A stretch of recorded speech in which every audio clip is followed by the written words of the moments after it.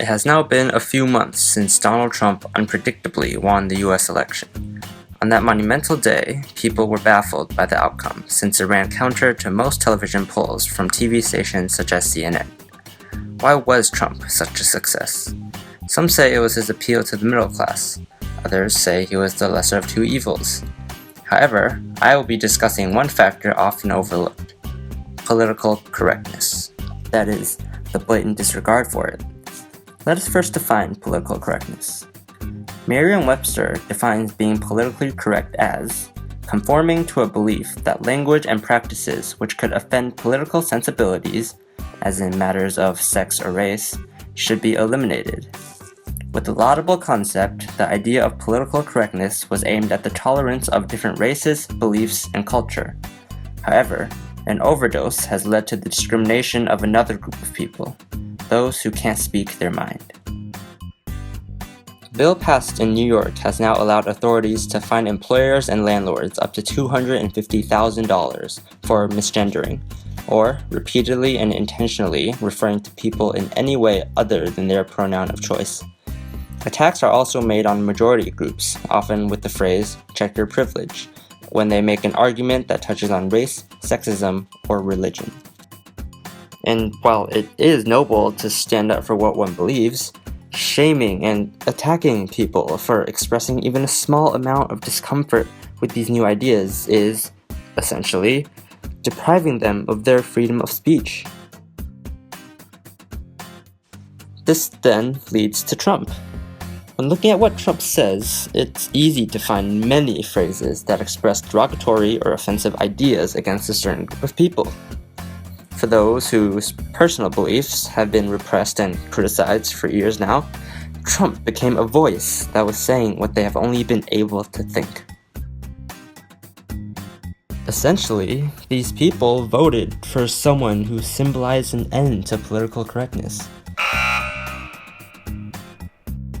An article on learnliberty.org, I feel, explained it the best. In psychology, there's this phenomenon that occurs when one's freedoms are restricted.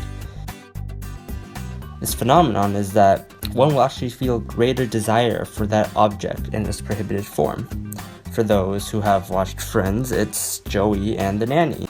She's off limits. Oh, man, what'd you have to go and say that for? Now that you told me I can't have her, makes me want her even more.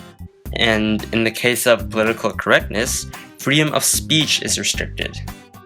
And therefore, people have a greater desire for it. So, when people say they like Trump because he's not afraid to speak his mind, they may be wishing for Trump to revert our societal mores back to its pre-political correctness form, a backlash, if you will. And backlashes aren't something new. In post-World War II India, for example, there was a backlash against the British rule that has suppressed them for years.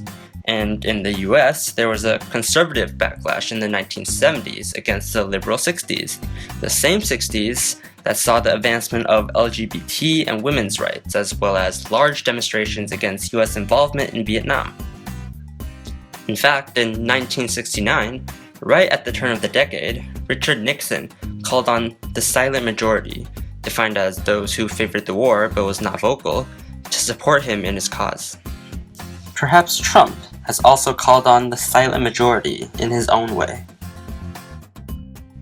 While analyzing why Trump was able to ascend to the presidential throne, it is important to not only look at this backlash against political correctness. There are undoubtedly a multitude of other factors that contributed to the final result. Yet, as famous Chinese philosopher Lao Tzu once said, silence is a source of great strength.